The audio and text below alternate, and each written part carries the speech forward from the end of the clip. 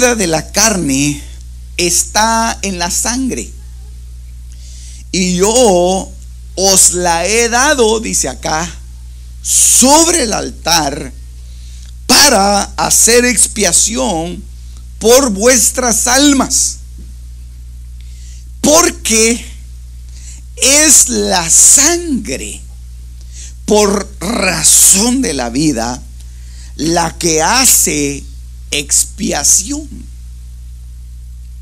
Si usted se da cuenta, este pasaje lo que está hablando y lo que está relacionando, si usted lo observa bien, hermano, dice la sangre y la vida. Son dos elementos que están ahí constantemente como resaltando el pasaje. Dice, la vida de la carne está en la sangre. Entonces ahí relaciona vida y sangre. Y luego dice, porque es la sangre por razón de la vida. Entonces está relacionando esto, y es precisamente, hermano, porque la sangre fue dejado como un elemento para nosotros de expiación. La sangre fue dejada como un elemento que en el principio lo que hacía era que trasladaba vida. Es decir, bueno, traslada vida a la sangre. Desde que la sangre fue puesta en el cuerpo, empezó a trasladar vida, y era la que es la que trae todos los nutrientes, trae una circulación, hermano, impresionante. Y no solo eso, sino que el compuesto de la sangre, una de las cosas interesantes es que hay unos elementos en la sangre que se llaman células blancas, y esas células blancas son como un ejército que está dispuesto para defender nuestro cuerpo. Y entonces dentro de nosotros tenemos un ejército impresionante, hermano, que son millones de células blancas que están a nuestra orden, a nuestra disposición, para que batallen, para que empiecen a pelear, que empiecen a batallar, empiecen a traer restauración, a traer sanidad, a traer vida. Por eso es que aquí dice, la sangre está relacionada con la vida. Entonces estos elementos, bueno, y solo para hablar de las células blancas, ¿verdad? Pero existen otro montón de situaciones que hay compuestos dentro de la sangre que hacen que el cuerpo se revitalice y el cuerpo se vaya oxigenando también, porque hasta eso lleva. Entonces la sangre, hermano, es un compuesto impresionante. Es como que usted mire algo tal vez muy sencillo como el agua. El agua es un compuesto impresionante, hermano. Es algo que tal vez muy sencillo lo mira uno, ¿verdad? Hasta cristalino, así, sin olor, sin color, sin sabor. Pero, hermano, el agua es un elemento vital. Entonces la sangre, de alguna manera, fue dejada en nuestro cuerpo no solamente para que llevara vida, sino que para que la misma sangre fuera generando los elementos necesarios para que nuestro cuerpo no se desgaste, no se envejezca, digámoslo así, porque en el momento en el que la sangre, hermano, en el momento en el corazón deja de bombear esa sangre, se detiene, la sangre se para, y entonces empieza un proceso de degeneración. Y entonces a mí siempre me ha impresionado cómo trabaja la sangre. Me ha impresionado mucho ver cómo es que ellos solo detectan que hay algún elemento no bueno dentro del cuerpo, en cualquier parte del cuerpo, inmediatamente se activan las defensas, y entonces empieza una batalla campal. Por eso es que uno de los elementos más preciados es precisamente la sangre. Ya ve usted que aún en los bancos de sangre y hacen jornadas impresionantes para poder requerir ellos sangre y siempre tenerla ahí. ¿Por qué? Porque es un elemento que trae vida, es un elemento que puede salvarle la vida a otra persona. Entonces, Levítico 17:11 lo dice de esta manera. Vea cómo dice este otro pasaje, Deuteronomio capítulo 12, verso 23. Solo dice: cuídate de no comer la sangre, porque la sangre es la vida. No comerás la vida con la carne. Entonces aquí siempre viene la relación sangre y vida, sangre y vida. La sangre trae vida. Y es ahí en donde hay algunas religiones que prohíben algunas cosas, como por ejemplo las transfusiones de sangre. Ellos dicen: las transfusiones de sangre no se pueden hacer porque en la sangre está la vida de la persona. Está la vida, digamos, de alguien que se le va a trasladar a otro. Yo no sé qué clase de vida tuvo el que fue a donar esa sangre. Y entonces por eso es que ellos no permiten ese tipo de situaciones. Pero lo que tenemos que entender, hermano, es que detrás de este elemento natural, físico, biológico, hay un elemento espiritual. Hay un elemento espiritual. Y ese elemento espiritual es precisamente lo que contiene la sangre, lo que se deposita en la sangre. Por eso es que hay herencias y mire, hasta la misma genética ha ido investigando en cosas que no están propiamente plasmadas en algo físico, sino que en algo psicológico, le llaman ellos, pero que al final de cuentas resulta ser algo espiritual, y ellos le han llamado la epigenética, en donde no es algo físico que se traslada de generación en generación, sino que es algo más intangible, que al final de cuentas, por lo que dice la palabra, podríamos entender nosotros que se trata de algo espiritual. Y eso es lo que dice el pasaje en Ezequiel, que los padres comen las uvas agrias y los hijos tienen la dentera. Pero eso es algo físico, eso es algo físico. Pero en el sentido espiritual, los padres hacen algo malo y los hijos son los que tienen las consecuencias. Los padres hicieron algo fuera de la voluntad de Dios, algún pecado o alguna iniquidad, y los hijos son los que sufren las consecuencias. No hay un traslado, genético propiamente en lo físico, sino que es un traslado a través de la herencia, a través del legado espiritual padre-hijo.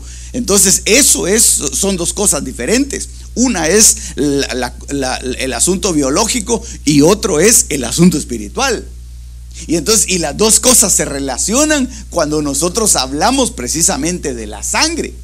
Porque la sangre es un elemento que lleva vida, pero no solamente lleva vida física, sino que trae vida espiritual. Y por eso cuando nosotros nos acercamos a la mesa del Señor, lo que estamos acercándonos es a su cuerpo y a su sangre. Aunque en realidad no es una sangre física, eso lo entiende usted claramente y lo sabemos de esa manera, para evitar las malas interpretaciones. Pero déjeme darle algunos conceptos del nombre que yo le puse ahí. La palabra parabiosis, en su definición más sencilla, que es así como yo lo medio entiendo, es una unión anatómica o fisiológica de dos organismos. Y parabiosis significa vivir al lado.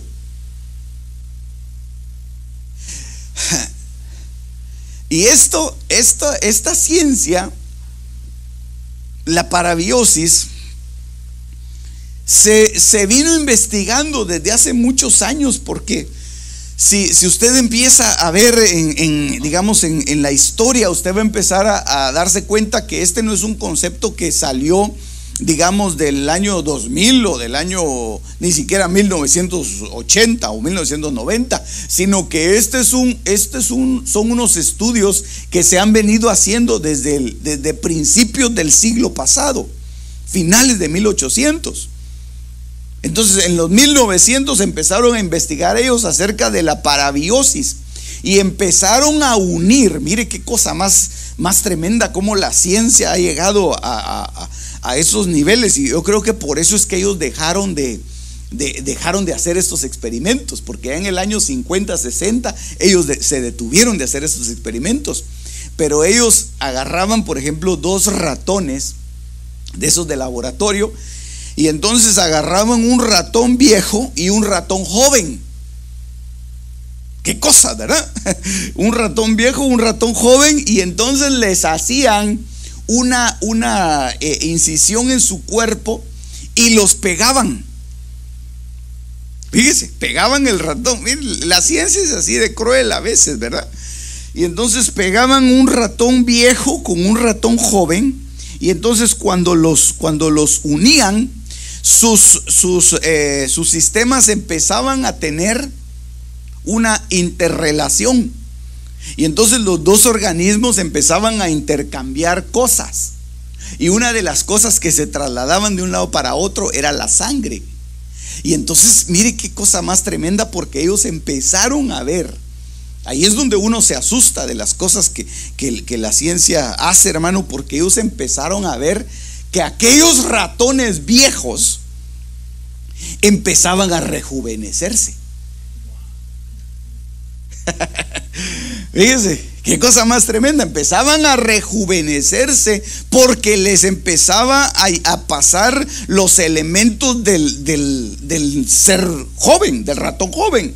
Se los empezaban a pasar. Y entonces ellos veían que al inyectarle la sangre de un ratón joven a un ratón viejo, eso ya otro, ¿verdad? A un ratón viejo, el ratón viejo empezaba a actuar como joven, tenía más fuerza, tenía, sus capacidades eran diferentes, aún su memoria, porque ellos investigan todo eso, ¿verdad? Dice que los ratoncitos eran capaces de recordar los laberintos que les ponían ellos ahí para investigar. Los viejos ya no lo hacían, pero los viejos que les inyectaban eso a través de la parabiosis se recordaban.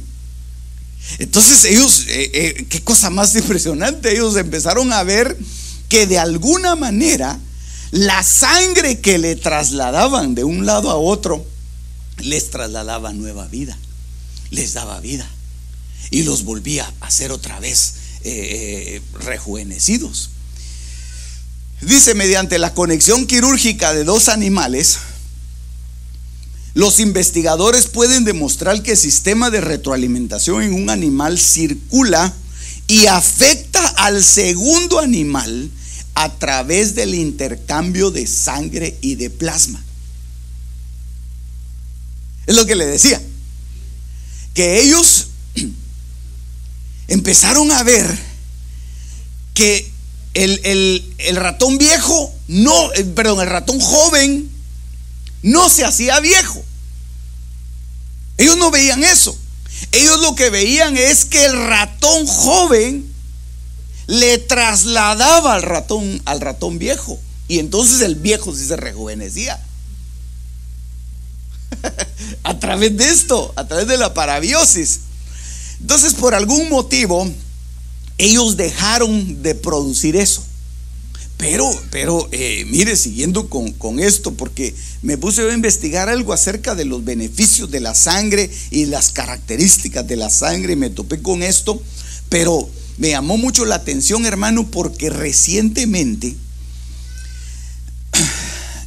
hay un hombre que ahí está el nombre de él, ¿verdad? Peter Thiel, que es un investigador y es un empresario, un inversionista y un empresario, que empezó de nuevo a desempolvar estos estudios de parabiosis. Y entonces él lo que hace es que tiene una empresa que se llama Ambrosia.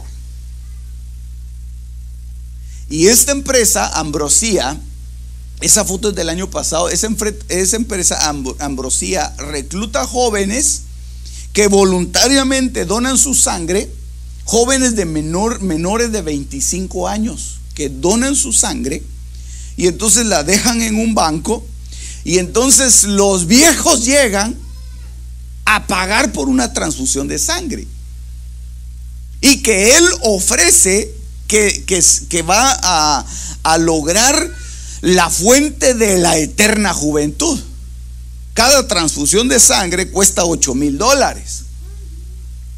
Cada transfusión de sangre cuesta $8,000.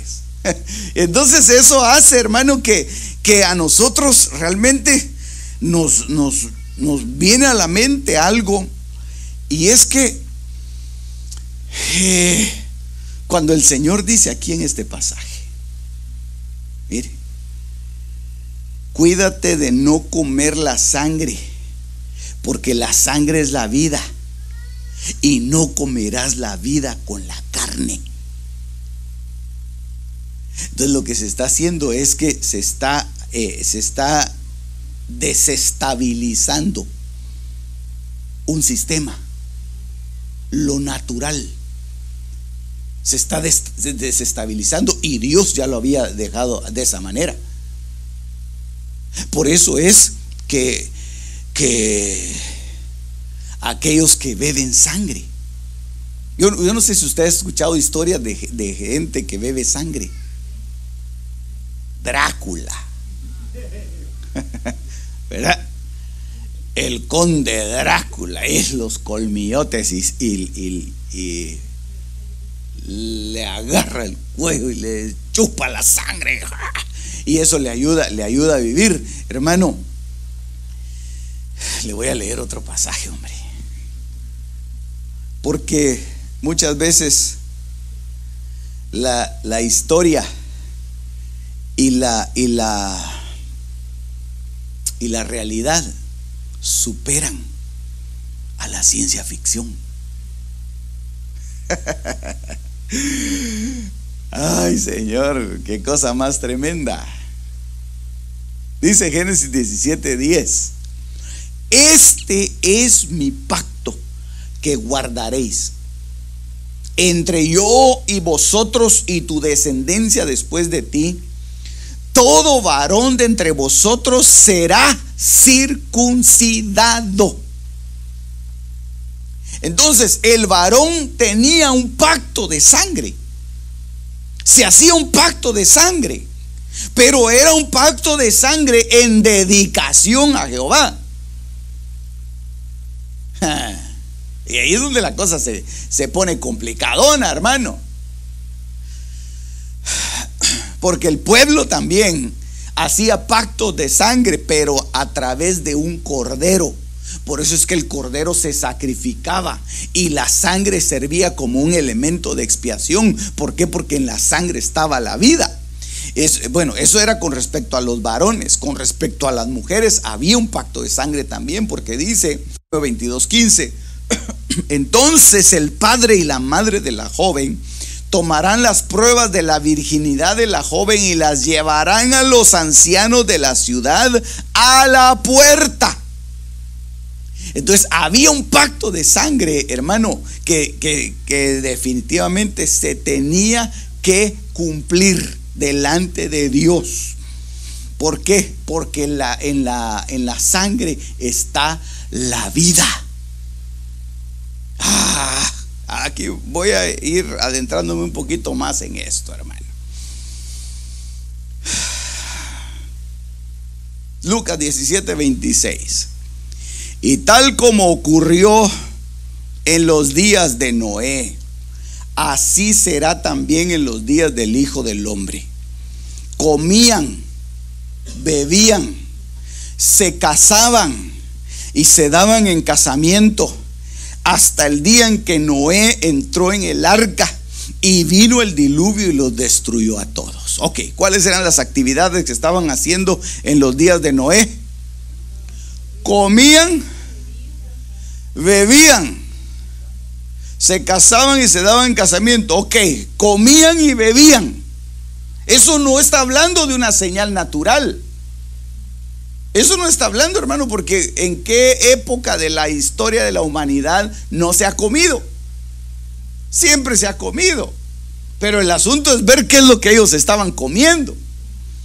Y entonces dice aquí, después de ese otro verso, dice: fue lo mismo que ocurrió en los días de Lot. Comían, bebían, compraban, vendían, plantaban y construían. Entonces hay aquí dos cosas que tienen en común estos pasajes, hermano.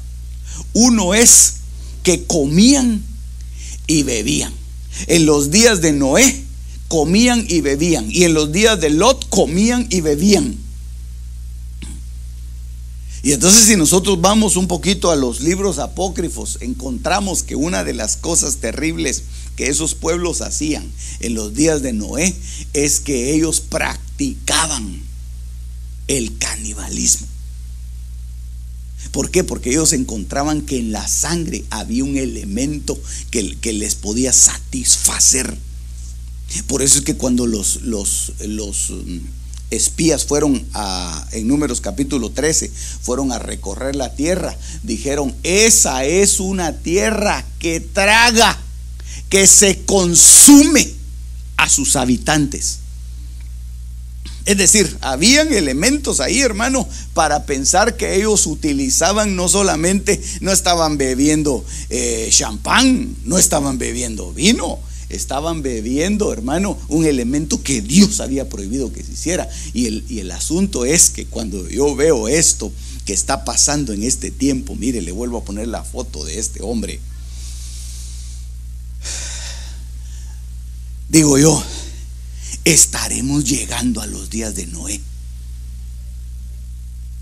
en donde la sangre de uno va a ser consumida por otro,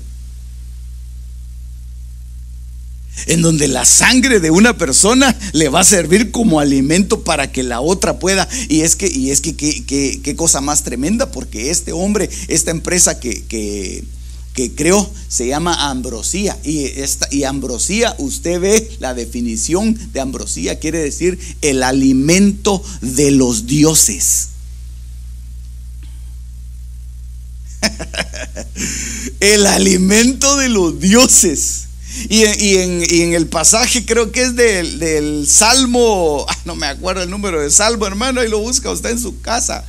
Dice: yo dije, vosotros dioses sois, pero como hombres moriréis. Entonces esto apunta, hermano, a un evento escatológico. Esto apunta a que estamos llegando a los días de Noé, estamos llegando a los días de Lot. Y no simplemente porque Noé quiere decir el arco iris, y que ahora pues tantos arcoíris que hay por todas las calles, ¿verdad? Que se miran por todos lados, sino que además de eso, hermano, están comiendo y están bebiendo. Por lo menos aquí se están bebiendo la vida de otro. Ahí la cosa se complica. Ve este pasaje, Marcos capítulo 5, verso 25. Y una mujer que había tenido flujo de sangre por 12 años y había sufrido mucho a manos de muchos médicos y había gastado todo lo que tenía sin provecho alguno, sino que al contrario había empeorado, cuando oyó hablar de Jesús, se llegó a él por detrás entre la multitud, tocó su manto, porque decía: oiga, hermano, si tan solo toco sus ropas.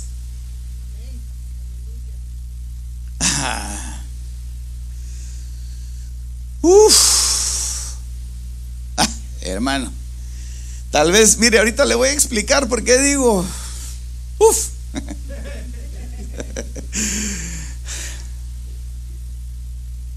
porque la parabiosis es estar en contacto, uno bueno con uno malo. Y entonces cuando esta mujer entendió que aquel que podía sanar su sangre iba pasando por ahí, yo no sé cómo haría esa mujer para acercarse a Jesús, hermano. porque dice que nadie le daba permiso y ella iba porque ella era una mujer inmunda, ella tenía un flujo de sangre, su sangre estaba mala, su sangre estaba enferma.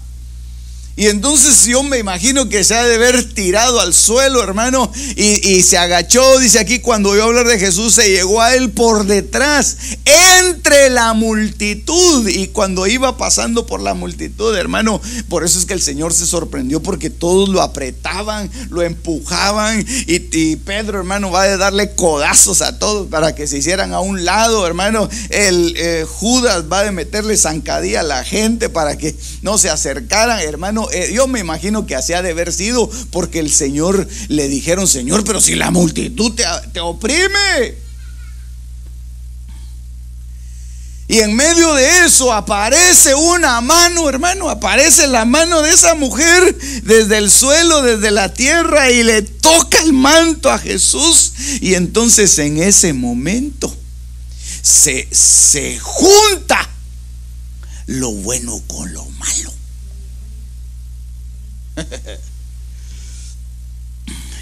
Por eso es que yo le puse la parabiosis, porque es estar al lado de, pero no solamente a la par, sino que estar conectados a través de un conducto, hermano, sanguíneo. Por eso cuando usted viene a los días de Santa Cena, usted viene a que le hagan una transfusión. Tal vez ni se ha dado cuenta, tal vez ni le duele el pinchazo, hermano.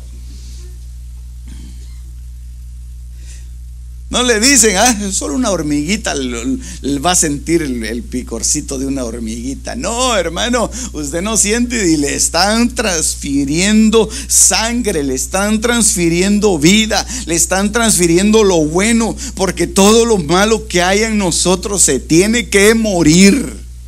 Esa sangre descompuesta y podrida, hermano, perdóneme que le diga de esa forma, esa sangre, esas herencias que trajimos nosotros, se tienen que desvanecer.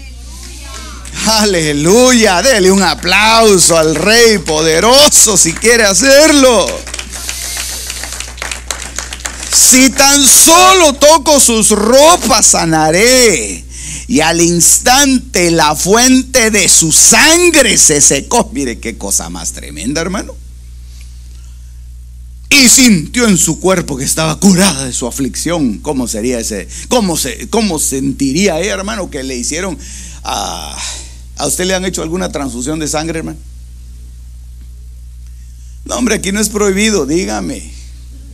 ¿Verdad que sí, hermano? Le hicieron una transfusión de sangre.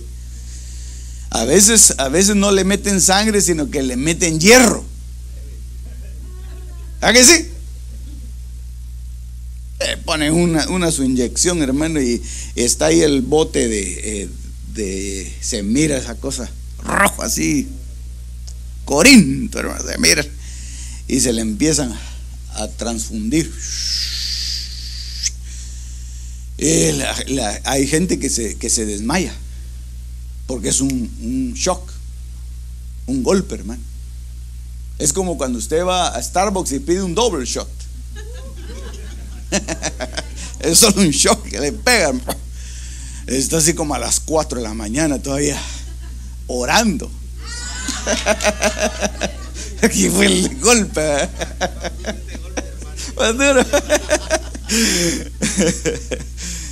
Así, hermano, yo me imagino que así ha de haber sentido la mujer. Le pusieron una transfusión en ese momento cuando tocó el manto, mire, y fue tan fuerte la transfusión que el Señor se paró. El Señor se paró y dijo: ¿qué me tocó? Señor, pero si todos te están apretando. Señor, pero si no ves que ahí viene la gran caravana de gente, y esos hay que estarse cuidando uno los bolsillos, porque lo bolsean a uno, Señor. Yo siempre me invento cosas, ¿verdad? ¿Quién agarró la billetera del Señor? No, yo no estoy diciendo eso, porque yo sentí que de mí había salido poder. Ay, hermano, qué cosa más tremenda. Aleluya. Le hicieron una transfusión a la mujer, hermano. Le hicieron una transfusión. Y en ese momento la mujer se levanta y dice: yo fui. El Señor dijo: has entendido bien. No oíste el tema de la parabiosis, pero la has entendido. Tienes que estar cerca. Tienes que estar cerca, tienes que estar pegado a la fuente, a aquel que te puede sanar, a aquel que te puede liberar, a aquel que te puede dar vida. Juan 6:54 dice: el que come mi carne y bebe mi sangre, tiene vida eterna, y yo lo resucitaré en el día final. Ay, hermano, qué lindo eso. Mire, usted no tiene que ir a pagar $8,000, hombre. Usted no tiene que ir a pagar $8,000. Usted va a permanecer joven forever and ever. Aleluya. Olvídese si ahorita tal vez ya le duele la espalda. Dice: ay, el pastor ya se tardó y ya me dolió. Tal vez se tiene que estar estirando, parando, tomando pastillas, lo que sea, hermano, cualquier cosa que sea. Pero usted le están haciendo una parabiosis. A usted le están transfiriendo la sangre de Cristo, le están transfiriendo la genética divina, le están transfiriendo las cosas buenas, las bondades que Dios tiene para usted. Se la están dando a través de la sangre, a través de la sangre. Por eso es que esto, el Señor dijo: esto lo tienen que hacer ustedes y recordar mi muerte y mi regreso cada vez que lo hagan. Porque cada vez que ustedes estén comiendo de esto, están anunciando la venida del Señor. O sea que la Santa Cena es un evento escatológico, hermano. Es evento de tiempo final. Por eso Marcos 13, Mateo 24, Lucas 21, hermano, hablan de los días de Noé como un evento escatológico. Pero para nosotros es la sangre. Es la sangre. La sangre es la que nos va a dar a nosotros, hermano, la señal de que ya estamos listos para ser arrebatados. Aleluya. Qué lindo el Señor, hermano. Por eso hoy nos vamos a acercar a la mesa y vamos a beber de esa sangre, hermano, el fruto de la vida. No cualquiera puede tomar de esto, hermano. No cualquiera. Por eso es que a veces le preguntan a uno: hermano, fíjese que yo traje mi tío que es inconverso, ¿será que él puede? Solo que él trajo su propio pichel.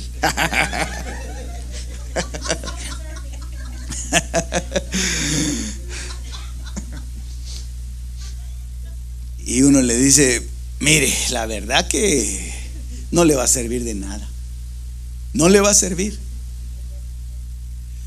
No, o sea, aún a veces hasta les dan a los niños pequeñitos, pues con tal de que no molesten, ¿verdad? Agarre su copa, pues, y agarre y ahí están dándosela. No le va a servir. Tampoco lo va a enfermar. O sea, es como comer un poquito, porque aquí hay juguito de uva, mire, para los babies, y hay vino, ¿verdad? 9%, para que usted no salga así muy contento. El gozo del Señor solamente, ¿verdad? Pero aunque le dé de este vinito, el niño no, hermano, no lo haga. Mejor cómprele Welch, ¿verdad? Y en el CVS se lo compra, porque eso es santo. No le va a servir de nada. Pero si ya recibió a Cristo, ya tiene al Señor en su corazón, y entonces le pasan eso, le están haciendo una transfusión. ¿Por qué? Porque primero lo tienen que pegar. Primero lo tienen que pegar y después les tienen que transfundir la sangre, hermano. El que come mi carne y bebe mi sangre tiene vida eterna. Eso no lo entendió Judas. Porque si usted lee los pasajes en donde ellos están sentados a la mesa, que algunos le llaman la última cena, le dicen algunos, ¿verdad? Nosotros le decimos la primera cena. Cuando ellos están sentados a la mesa, uno de ustedes me va a traicionar. Y están comiendo. Y le dice el Señor, esto es mi cuerpo, esto es mi sangre. Y entonces todos le empiezan a preguntar, Señor, ¿quién es el que te va a traicionar? ¿Seré yo, Señor? Dinos, ¿quién? Y de repente se levanta Judas y se va. Pero no se ve que Judas haya participado de la copa. Ya cuando están en esas, entonces Judas dice, yo voy a ir al baño, permítame un segundito, y se da la vuelta y se fue a buscar a sus compinches, hermano, los fariseos que le habían pagado, ¿verdad? Y entonces el Señor les da su sangre a sus discípulos. Y terminando de servir la copa, salen, se van al huerto, se van a Getsemaní. Entonces no cualquiera puede comer esto, no cualquiera puede recibir esto, hermano, porque un elemento de definición es la copa. Los que están conmigo, eso es lo que el Señor dejó más o menos dicho ahí, hermano, y eso es como uno lo debe entender. Los que están conmigo van a tomar y van a beber de esta copa. No cualquiera puede hacerlo, porque es una copa de definición. Judas todavía, hermano, estuvo comiendo ahí, porque dice que cuando él agarró el bocado, agarró el pan, hermano, y se lo metió a la boca, y metiéndoselo a la boca, y entró Satanás en él. Le dijo, hasta ahí quedaste, Judas, ya no sigas con esto, vámonos. Y todavía llevaba el bocado aquí Judas, ya no le dieron tiempo de tomar, solo le dieron. Por eso es que hay que tener cuidado, hermano. Mire, ¿a dónde llevan a mucha gente? Donde les dan solamente el bocado de Judas. Ay, Señor, por eso cuando usted invite a comer a alguien a su casa, póngale un pichelón así de fresco, de horchata o de tamarindo, hermano. Aleluya. Entonces, hermano, la sangre tiene un misterio impresionante. La sangre es algo maravilloso. La sangre nos va a servir a nosotros, hermano, para poder entrar en la nueva etapa. Y por eso le decía yo que hay una definición entre lo que es cuando Judas se definió, porque fíjese que a él, qué cosa más terrible, cuando devolvió las monedas, dice que nosotros qué nos importa, dijeron los sacerdotes, allá tú ve qué haces con eso. Agarraron el dinero y se fueron a comprar un terreno que se llamaba, ¿sabe cómo se llamaba ese terreno? Aceldama, que quiere decir campo de sangre. ¿Por qué? Porque hay una sangre que está marcando para muerte y perdición, y hay una sangre que está marcando para vida. Por eso es que en este tiempo muchos van a estar tomando y bebiendo sangre de muerte.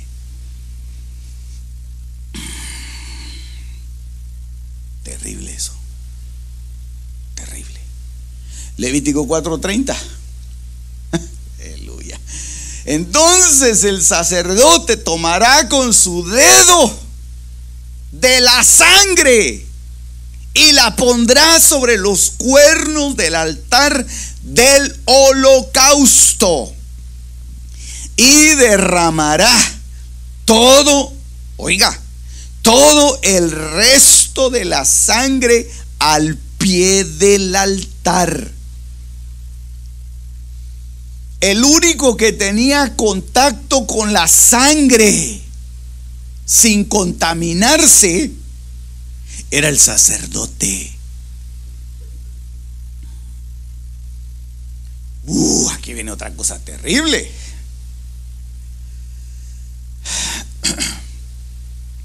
Yo no sé cómo usted me aguanta todas las cosas que yo le digo, hermano.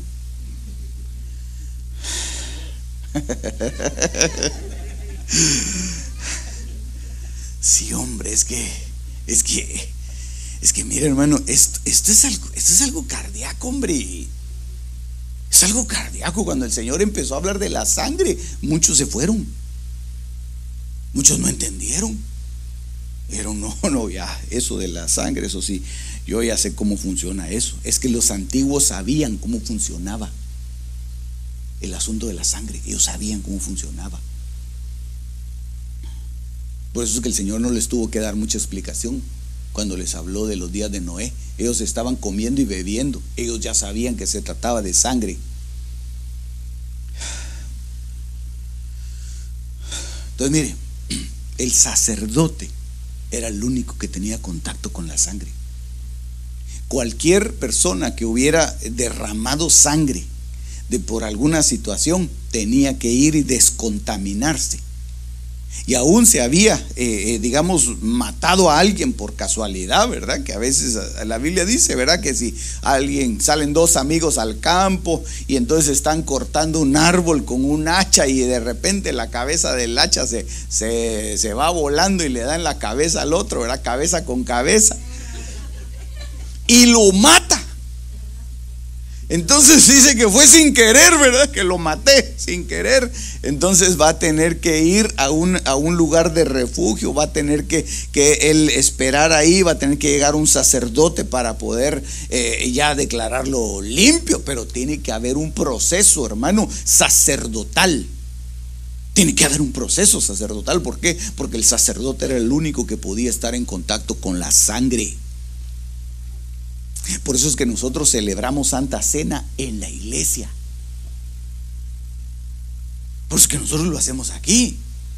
Y mire, yo no estoy en contra de que se celebre en las casas, porque obviamente, hermano, a veces hay que hacerlo y hay necesidad o hay algún enfermo o algo así, pero debe hacerse de acuerdo al orden sacerdotal. Y el sacerdote debe de decir aprobar o desaprobar eso.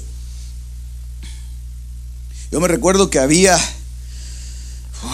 no me recuerdo quién estaba enfermo, pero yo fui a una Santa Cena hace muchos años. Fui a una Santa Cena a la iglesia central, y entonces cuando estaban repartiendo la cena, le digo yo a la hermana, ¿verdad?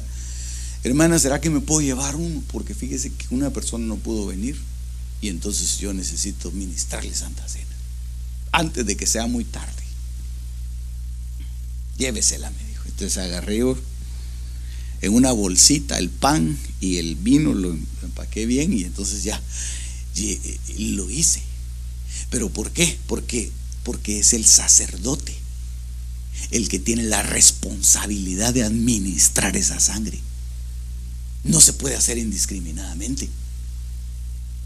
Hoy vamos a tener Santa Cena en una reunión de familia. Hoy vamos a celebrar Santa Cena en una reunión del trabajo. Es que todos somos cristianos y lo vamos a hacer. No hay problema, siempre y cuando esté bajo la administración del sacerdote. El sacerdote tomará con su dedo de la sangre y la pondrá sobre los cuernos del altar. Hermano, hoy el Señor nos ha servido mesa. Y hoy vamos a acercarnos a la mesa, hermano, con confianza, a la sangre que habla mejor que la de Abel. 1 Pedro 1:2. Según el previo conocimiento de Dios Padre, por la obra santificadora del Espíritu, para obedecer a Cristo y ser rociados con su sangre. Dice que la gracia y la paz sean multiplicadas. Entonces, hay una obra de santificación que hace el proceso de la sangre en nuestra vida, hermano. Hay una obra de santidad, hay una obra de limpieza, hay una obra de pureza. Si tus obras en el pasado no fueron limpias, no fueron puras, no fueron honestas, no fueron fieles delante de Dios, necesitas acercarte a la mesa de santificación. Necesitas acercarte a la mesa de pureza. No detengas eso. Hay gente que se detiene porque dice: yo no puedo participar de la mesa, hermano, porque fíjese que usted no sabe lo que yo hacía. Yo era vampiro, dice.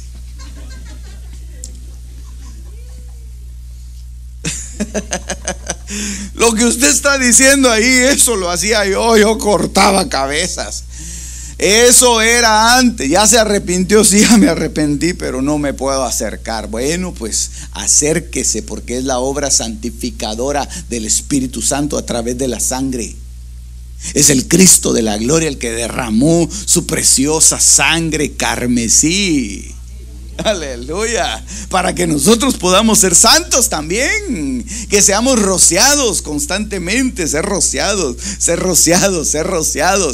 santos, sea santo, sed santos porque yo soy santo, dice el Señor. Y la sangre va a empezar a ser rociada y rociada y rociada, hasta cuando usted vea, hermano, se va a ver en el espejo un aro aquí atrás.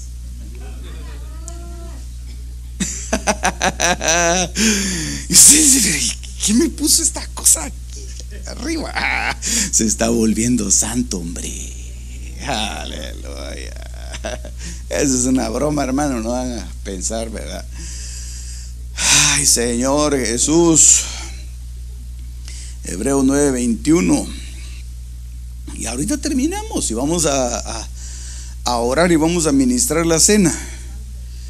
Hebreos 9:21 dice: y de la misma manera roció con sangre tanto el tabernáculo como todos los utensilios del ministerio. Y según la ley, casi todo es purificado con sangre. Y sin derramamiento de sangre no hay perdón. Y aquí una de las cosas que me impresiona a mí es que dice casi todo, es decir, como estar diciendo el Señor: miren, el 99% va a ser santificado por sangre, va a ser purificado, va a ser limpiado con sangre, porque van a haber cosas que después van a tener que ser purificadas, pero no con sangre, sino van a tener que ser purificadas con fuego. Por eso es que esta tierra, hermano, ha recibido tanta sangre que un día de estos la van a meter al horno, como que fuera pizza, dijo mi prima.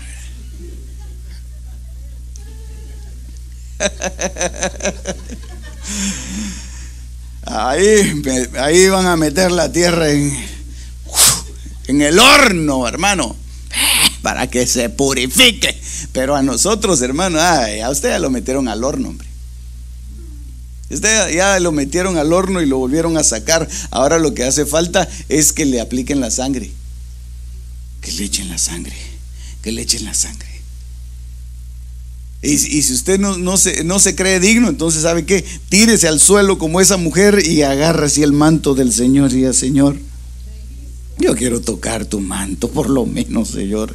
Tocarte.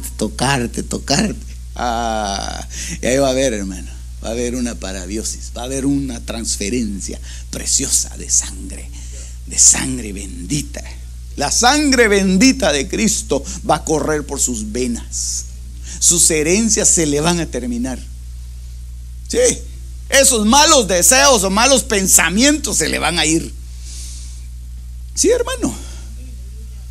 Sí, porque hay gente que dice: ay, fíjese que yo siento como que tengo al diablo adentro, porque mire como pienso cosas malas. Tal vez no es, tal vez lo que usted necesita es acercarse a la mesa. Pues es limpiado. Acérquese y beba y diga: oh, esta copa es la medicina que necesito. Este es el plasma. Aleluya. El plasma que me va a dar vida, el plasma divino. Hoy me lo tomo.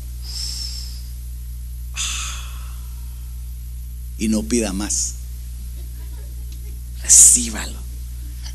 recíbalo con gozo, recíbalo con alegría. Vamos a ministrar la cena, hermano, ya no lo entretengo más. Vamos a ministrar la cena y vamos a recibir esa bendición hoy en el nombre de Jesús.